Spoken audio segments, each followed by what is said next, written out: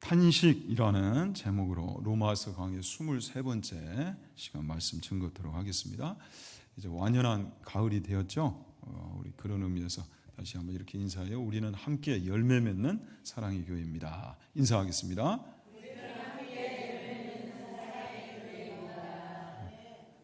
자, 땅의 추수도 있어야 되겠지만 이 10월, 11월 집중해서 영적인 추수도 이루어지는 풍성한 시기가 될 수 있기를 축원합니다.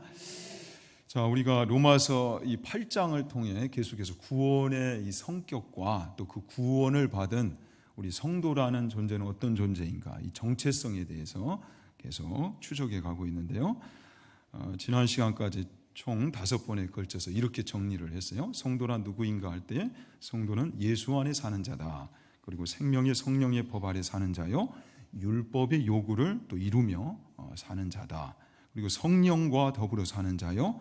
자, 지난 시간에는 하나님의 자녀로 사는 자다. 그러니까 하나님의 자녀라는 신분만 얻고 끝이다가 아니라 그 하나님의 자녀답게 살아가는 것까지가 이 구원의 내용 안에 들어있다는 거죠.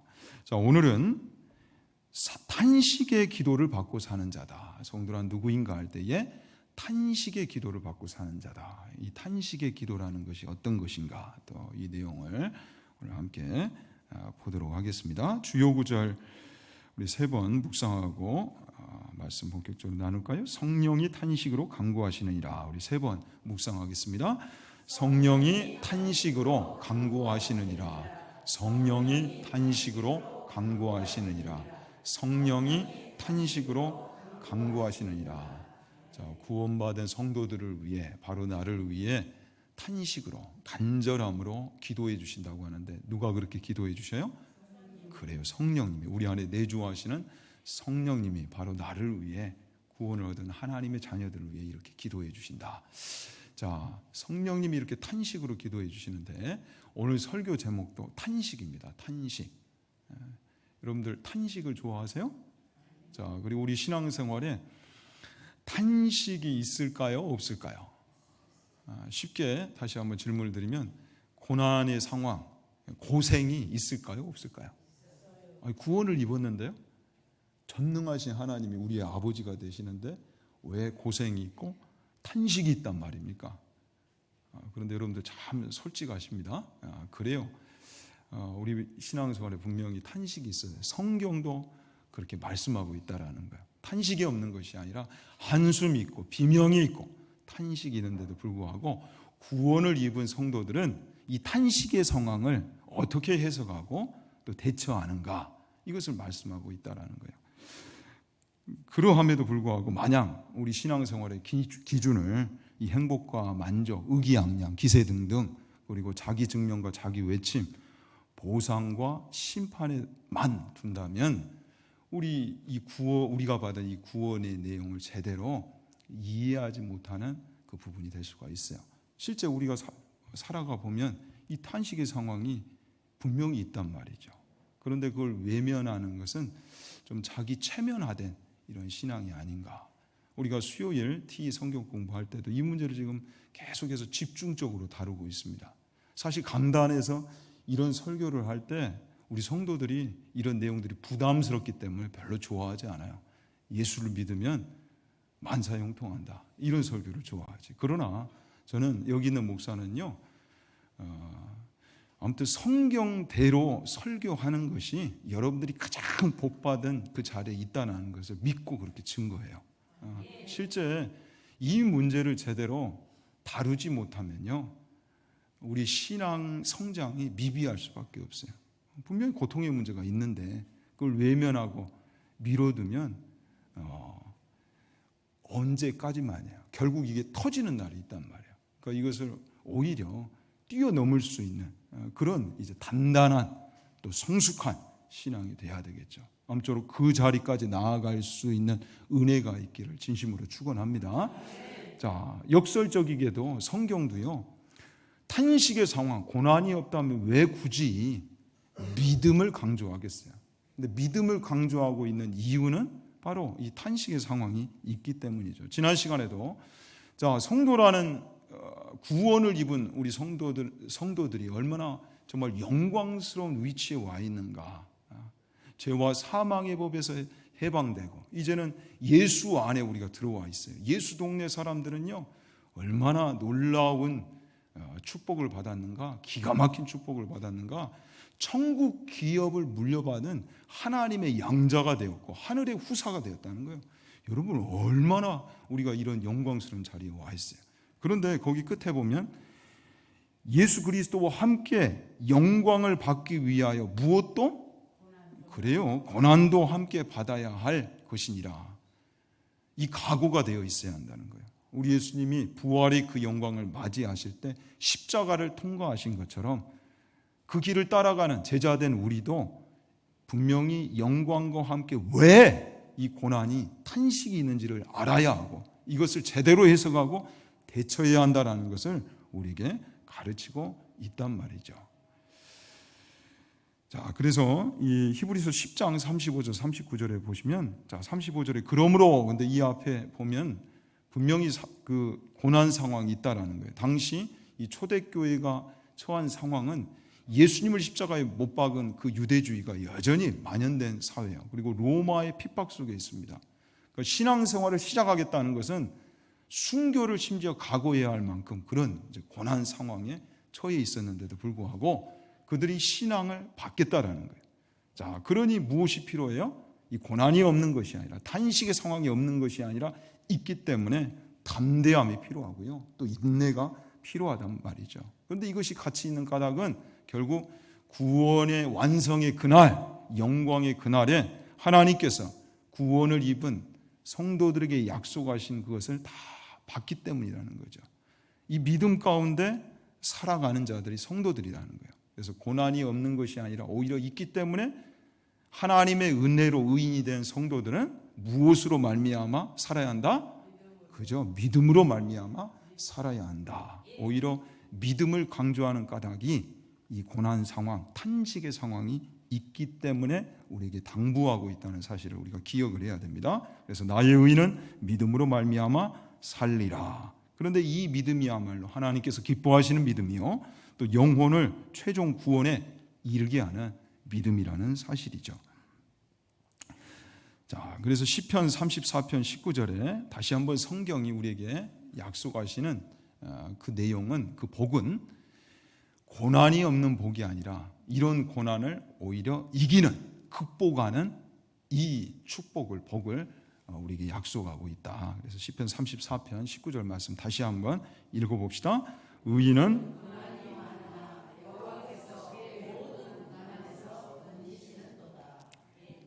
그래요. 그래서 우리가 기복주의 측면에서만 분명히 성경은 복을 약속하고 있어요. 놀라운 복을 약속하고 있어요. 그러나 그냥 단순히 예수 믿으면 복 받는다, 고난의 이 문제, 탄식의 상황은 다 저 한편에 쌓아두고 그냥 우리가 좋아하는, 듣기 좋아하는 그 측면에서만 우리의 신앙생활을 해석하면 안 된다는 거죠. 구원이라는 건 엄연히 이 모든 것을 다 품고 있어요.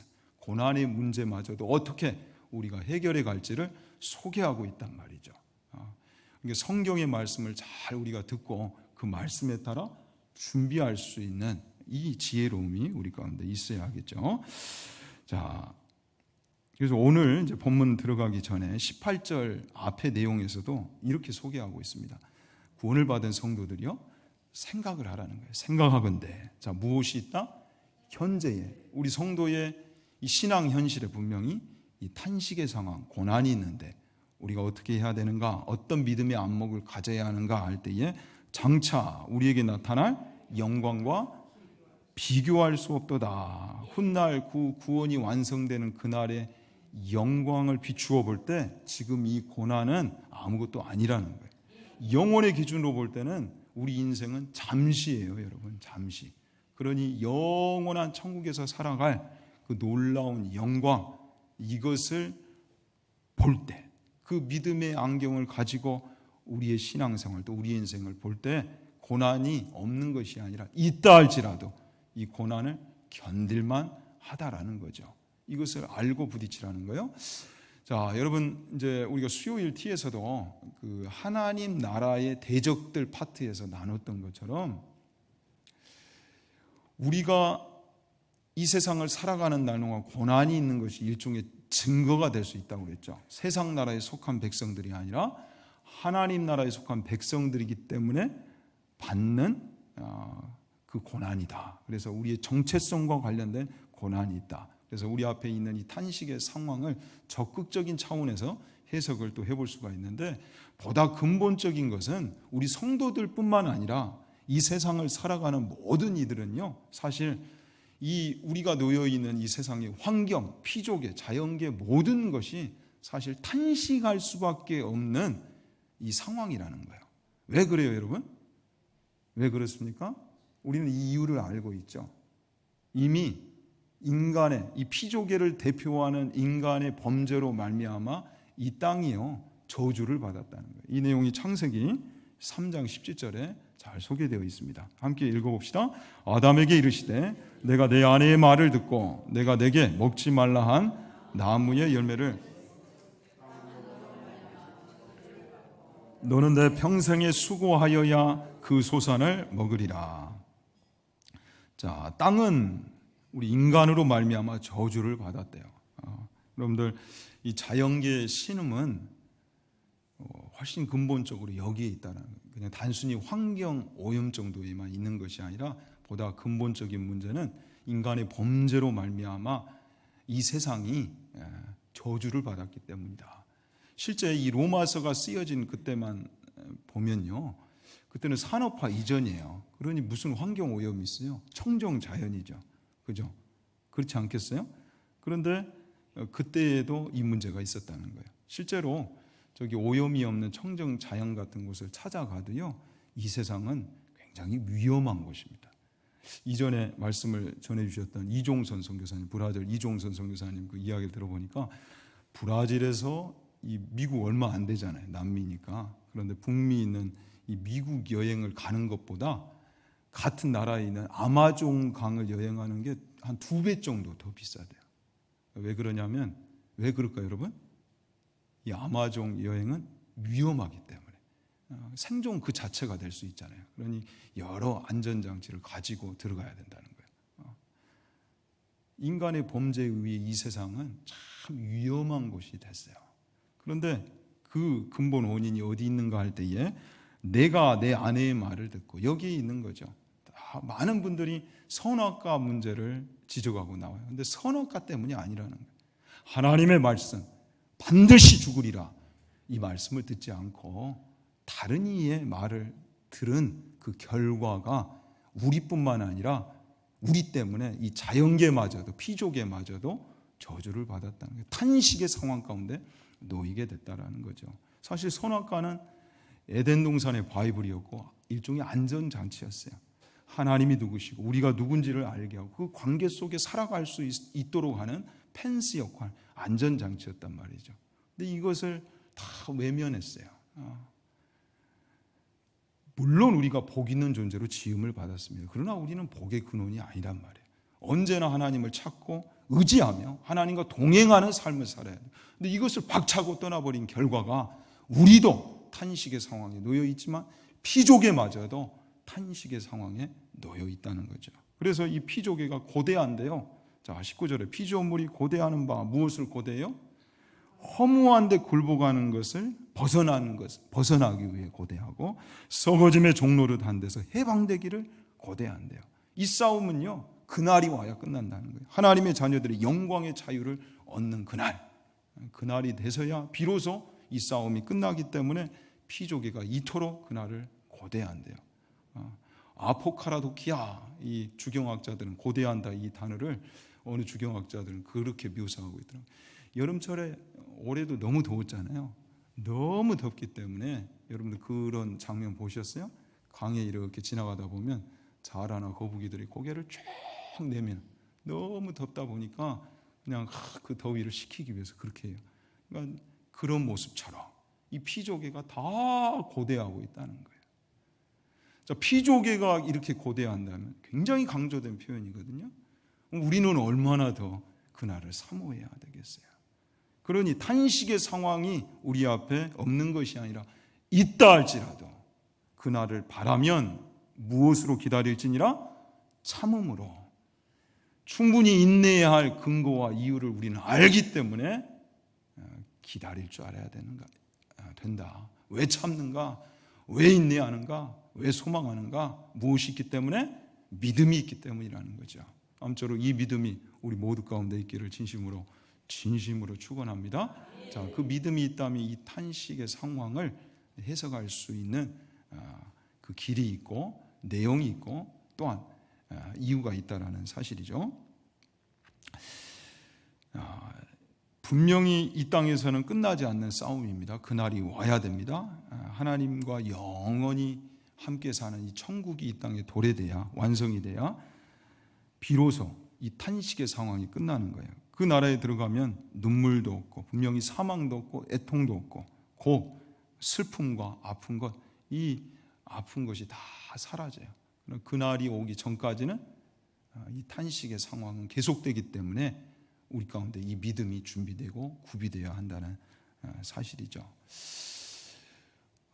우리 박병석 집사님 장례를 지난주에 잘 마쳤습니다. 이 자리에도 우리 김순덕 권사님이 와 계시는데 너무너무 우리 권사님 잘 이겨내고 계셔서 감사드리고, 인간적으로는 참 우리 집사님 갑작스럽게 소천하셨고 또 벌써 보고 싶기 때문에 너무 또 안타깝고, 또 누구보다도 우리 박 집사님이 열심히 사셨어요. 정말 열심히 사셨어요. 그러니 많은 분들이 그 안타까워하시는 건 좀 누리다 가셨으면 좋았을 걸, 이런 그 고백을 해요.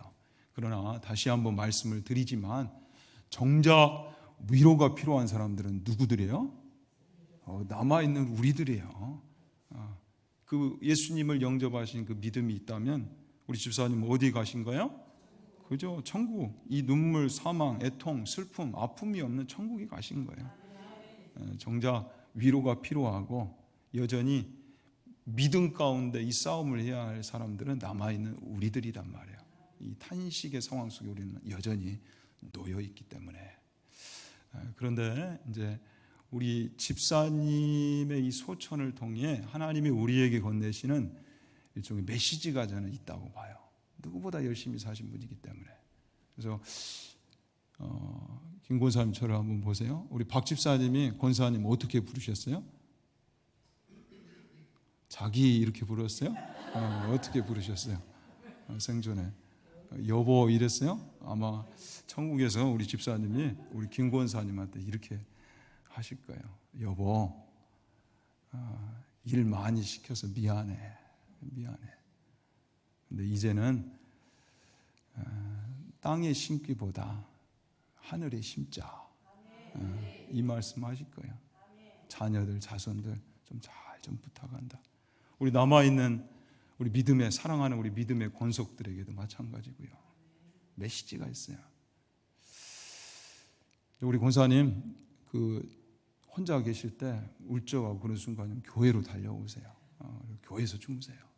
당분간은 좀 그럴 필요가 있어요. 그리고 홀로가 절대 아니에요.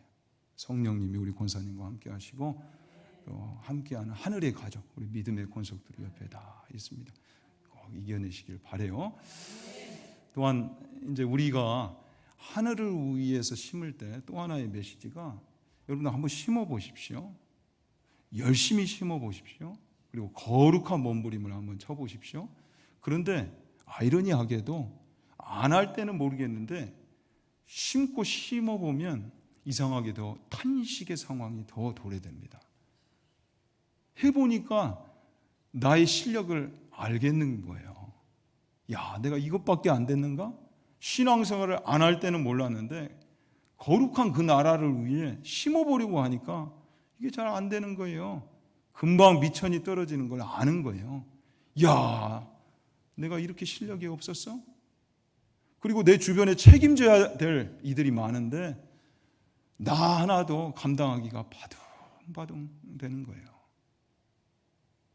여러분, 역사는 반복됩니다. 그래도 내 자녀는 낫겠지 하는데 진짜 자식들이 더 낫습니까? 위에 부모들도 마찬가지고요.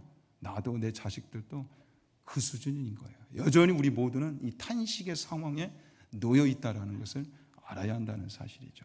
그래서 신앙이 깊다라는 것은 영적으로 해안이 있다는 것은, 성숙하다는 것은 이것을 알고 덤비는 겁니다. 아, 그렇구나. 탄식의 상황이 없는 것이 아니라 분명히 내 인생에, 그리고 신앙생활에 하면 할수록 오히려 이 탄식의 상황을 더 발견할 수 있구나. 그렇다면 이 상황 속에서 나는 어떤 방향을 향해 가야 되며, 이 탄식의 상황을 제대로 해석하고 어떻게 대처해야 하는가, 이 지혜가 있어야 되겠죠. 사랑하는 여러분, 여러분들은 지금 탄식의 상황이 분명히 서도 있다고 고백을 하셨는데, 그렇다면 그것을 어떻게 대처하고 있습니까? 여러분은 어떻게 대처하고 있으세요? 성경이 우리에게 말씀하시는 부분들을 좀 우리가 살펴보기를 원합니다. 세 가지로 정리하고 말씀을 마치도록 하겠습니다. 사랑하는 성도들이 탄식의 상황이 없는 것이 아니라 있다 할지라도 그것을 뛰어넘을 수 있는, 이겨낼 수 있는 이유. 자, 많은 성경의 내용에서 이것을 우리에게 당부하고 있죠. 자, 위대한 사도 바울조차도 이렇게 고백하고 있습니다. 복음의 현장에서 그에게 고난이 없었던 것이 아니었어요. 누구보다 이 탄식의 상황을 많이 맞이했습니다. 9절에, 고린도서 4장 9절에 박해를 받아도 버림받지 아니하며, 박해가 분명히 있었대요. 목숨을 걸어야 하는 그런 박해였죠. 거꾸로 뜨림을 당하여도 망하지 아니하고, 나를 거꾸로 뜨리려는 세상의 공격이 분명히 있었다는 거예요. 그 속에서, 이 탄식의 상황에서, 탄식할 수밖에 없는 그 상황 속에서 바울은요, 항상이요, 그 위대한 사도가 항상 예수의 죽음을 몸에 짊어지고 살았대요. 예수님의 그 죽으심을 놓치지 않기 위해서 늘 케어링하고 다녔다는 거예요. 운반하고 다녔다는 거예요. 매일매일, 항상. 왜 그랬을까요? 안 해본 것이 아니라 해볼수록 내 앞에 내가 다 감당할 수 없는, 내 실력으로 다 감당할 수 없는 이 탄식의 상황이 있더란 말이죠. 탄식은 하는데 내 스스로 해결할 수가 없어요. 세상도 그렇고 또 실력이 없는 나도 그렇고. 그런데 그런 나를 위해 누가 계신다? 죽어주신 예수 그리스도가 계신다는 거죠. 내가 안 되니까, 세상이 안 되니까, 그런 세상을 위해, 그런 나를 위해 죽어주신 예수 그리스도가 계신다. 자, 그래서 우리가 탄식을 이겨낼 수 있는 이유, 첫 번째, 한번 따라해 봅시다. 나를 위하여 죽어주신 예수님이 계신다. 그래요. 이걸 잊지 마시기 바랍니다. 여러분을 위하여, 바로 나를 위하여 죽어주신 예수님이 계셔요. 내가 안 되기 때문에, 이 탄식의 상황을 내 실력으로, 내 자격으로 다 감당할 수 없기 때문에 죽어주신, 십자가에 달리신 예수님이 계신다. 그분이 여러분들과 함께 하심을 꼭 잊지 마시고 기억하시길 바랍니다. 자, 두 번째는 우리가 탄식의 상황을 뛰어넘을 수 있는 이유는, 자, 한번 또 따라해 봅시다. 성령님의 탄식의 기도가 있기 때문이다.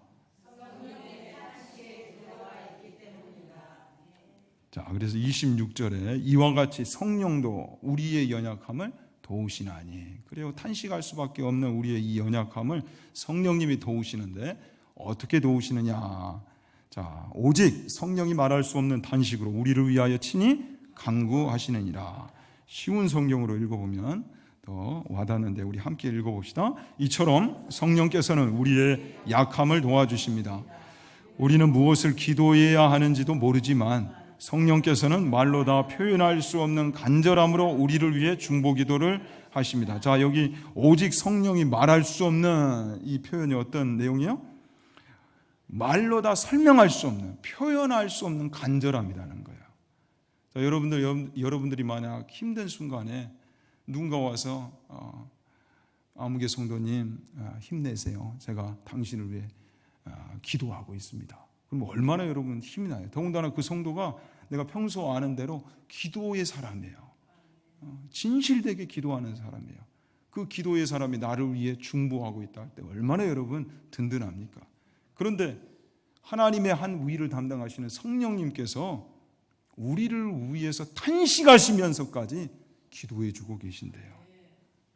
기도원 운동을 하는 그 많은 그 분들이 한때는 그렇게 신앙을 이렇게 소개하곤 했어요. 성령 받으면 끝난다. 성령 받은 사람은 자연스럽게 그냥 변화된다. 그 변화가 약한 사람은 아직 구원받지 못했다. 일종의 이런 내용을 이제 구원으로 주장하는 이들이 있었어요. 그러나 여러분, 그렇다면 성령님이 굳이 우리를 위해서 탄식하면서까지 간절히 기도해 주실 이유가 무엇이겠어요? 근데 하나님은 아시는 거예요. 우리의 구원의 이 여정에 힘든 상황이 없는 것이 아니라 있다라는 사실. 그러나 그것을 이겨낼 수 있는, 탄식의 상황을 이겨낼 수 있는 까닭은 내가 탄식할 때 우리 성령님도 나를 위해서 탄식하신다는 사실이죠. 그 모든 내용을 하나님이 모르시는 것이 아니라 아시고 우리를 위해서 성령님을 보내주셨고, 그 성령님이 말할 수 없는, 나를 너무도 사랑하기 때문에 말할 수 없는, 말로 다 표현할 수 없는 간절함으로 바로 그 고난 상황에 있는, 탄식의 상황에 놓인 나를 위해 기도해 주고 계신다는 거예요. 그래서 우리는 홀로 기도하는 것이 아니에요. 기도의 자리는 이 성령님의 기도 속에 우리가 함께 기도하는 자리예요. 그래서 예수님이 나의 원을 내려놓고 하나님의 실, 하나님의 뜻을, 하나님의 원을 붙들고 나오시는 것처럼 우리의 기도의 자리는 이 성령님의 중보 속에 내가 바뀌어져서 변화되어 나오는 자리예요. 기도의 자리가 얼마나 중요한지를 알겠죠. 우리는 이 성령님의 탄식의 기도 속에서 고난을 이기면서 더 단단해지는 그 믿음을 소유해 가는 거예요. 이것이 구원인 거예요. 자, 세 번째, 우리가 탄식의 상황이 없는 것이 아니라 있음에도 불구하고 그 탄식을 이길 수 있는 이유, 한번 따라해 봅시다. 최종적 구원에 관한 약속이 있기 때문이다. 시작. 표현이 좀 어렵죠. 자, 여기 보면 아주 유명한 구절이 소개됩니다. 로마서 8장 28절 함께 읽읍시다. 우리가 알거니와 하나님을 사랑하는 자 곧 그의 뜻대로 부르심을 입은 자들에게는 모든 것이 합력하여 선을 이루느니라. 자, 모든 것이 합력하여 선을 이루느니라. 이 구절은요, 일종의 이런 구절로 생각을 하시면 안 돼요. 그러니까 뭐로 가도 서울만 가면 된다. 그러니까 구원받은 성도들은 그냥 저절로 모든 것이 이루어진다. 이런 내용이 아니라 여기서 선은 최종적 구원을 의미해요. 그러니까 탄식의 상황이 있다 할지라도 성도의 견인, 결국 하나님은 우리를 그 구원의 완성의 날까지 이끄시겠다는 거예요. 그 고난의 모든 과정을 통과해서 결국 천국에 당도하도록 하시겠다. 이 약속을 받은 자들이 누구다? 우리 성도들이라는 거예요. 자, 그래서 그의 뜻대로 부르심을 입은 자들에게는 그렇다면 창세 전에 이미 미리 정하셨다. 그리고 하나님의 때에 그들을 부르신 그들을 또 결국 의롭게 하실 것인데 내가 여기에 속하냔 말이죠. 도대체 누가 이 부름을 받았단 말인가? 그런데 여기 여러분 그의 뜻대로 이 표현이 그 프로테신이라는 이 단어는 성경에 많이 소개된 단어가 아니에요. 딱 두 번, 로마서 9장 또 8장에 이렇게 사용된 단어인데 계획이라는 뜻을 갖지만 이 원어적 뉘앙스는 이렇게 남이 다 알도록 전시하는 걸 뜻해요. 전시하는 거. 세상도 안 돼요. 여러분들이 구원받았는지 구원을 받지 않았는지. 자, 여기 보면 앞에 그 힌트가 소개되어 있죠. 하나님을 사랑하는 자. 여러분, 우리가 무슨 예수 믿기 전에 하나님을 사랑했어요. 하나님을 찾지도 않았죠. 그런데 이제는 하나님을 찾아요. 의지해요. 하나님과 함께하고 싶어요. 하나님을 사랑하고 있단 말이죠. 그래서 하나님을 사랑하기에 하나님의 약속의 말씀을 신뢰하고 붙드는 거예요. 성경의 수많은 약속이 구원받은 성도들에게 이렇게 주어졌어요. 분명히 그날은 우리에게 있다. 또 다가오고 있다. 힘을 내라. 힘을 내라. 기다릴만 하다. 견딜만 하다. 고난 상황, 신앙생활을 감당하는 동안 그 탄식의 상황이 없는 것이 아니라 있고 내가 그걸 모르는 것이 아니다. 그러함에도 불구하고 너에게 약속을 주지 않았느냐. 그 약속을 믿음으로 붙들고 힘을 내라. 견뎌내라. 견딜만 하다. 성경의 수많은 구절이 우리에게 약속으로 주어지고 있다는 사실을 꼭 기억하시기 바랍니다. 자, 대표적으로 야고보서 5장 7절에서 11절 우리 함께 읽읍시다. 그러므로 형제들아 주께서 강림하시기까지 길이 참으라. 보라, 농부가 땅에서 나는 귀한 열매를 바라고 길이 참아 이른 비와 늦은 비를 기다리나니 너희도 길이 참고 마음을 굳건하게 하라. 주의 강림이 가까우니라. 형제들아 서로 원망하지 말라. 그리하여야 심판을 면하리라. 보라, 심판주가 문 밖에서 계시니라. 형제들아 주의 이름으로 말한 선지자들을 고난과 오래 참음의 본으로 삼으라. 보라, 인내하는 자를 우리가 복되다 하나니 너희가 욥의 인내를 들었고 주께서 주신 결말을 보았거니와 주는 가장 자비하시고 긍휼히 여기시는 이시니라. 그래서 약해지지 말래요. 왜 이런 고난이 내게 있는가? 여러분, 그래서 이 준비를 하지 않으면, 이 신앙에 믿음을 장착하지 않으면 우리는 세월을 다 고민하다 낭비하고 말아요. 고난의 이 유익과 의미를 바로 알지 못하면 그렇게 된단 말이죠. 그래서 약해지지 말고 마음을 굳건하게 하래요. 그리고 누가 복되다? 이 믿음의 인내를 감당하는 자가 복되다고 성경은 분명히 말씀하고 계십니다. 끝으로 시편 126편 6절 말씀, 이 말씀을 통해 다시 한번 우리의 믿음을 단단히 세우기를 원합니다. 함께 읽읍시다. 울며 씨를 뿌리러 나가는 자는 반드시 기쁨으로 그 곡식단을 가지고 돌아오리로다. 반드시입니다. 반드시.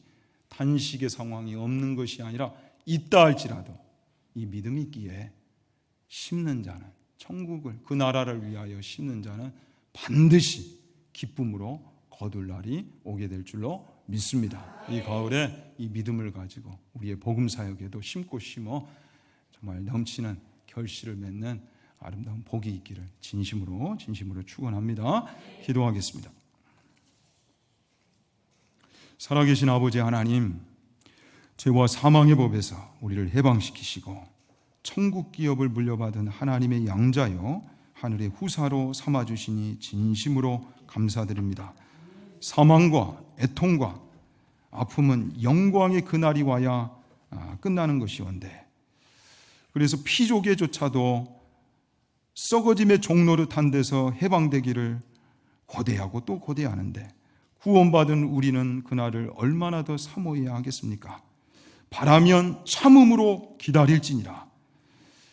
주님, 이 말씀을 의지하여 우리가 믿음으로 소망으로 그날을 기다리기를 원합니다. 진짜 우리 앞에 놓인 모든 이 탄식의 상황을 해석할 때 이런 것을 다 아시고 우리에게 오셨고 우리를 위하여, 바로 나를 위하여 탄식의 기도, 말로 다 표현할 수 없는 그 간절한 기도로 함께 하시는 성령님이 계신다는 것을 알아 이 탄식의 상황을 믿음으로 극복하기를 원하고 그 간절한 기도를 따라 오히려 하나님의 뜻을 이루는 영광스러운 성도로 세상 가운데 나아가는 하나님의 복된 자녀들 되기를 원합니다. 은혜를 부어 주옵소서. 예수님의 이름으로 기도하옵나이다. 아멘.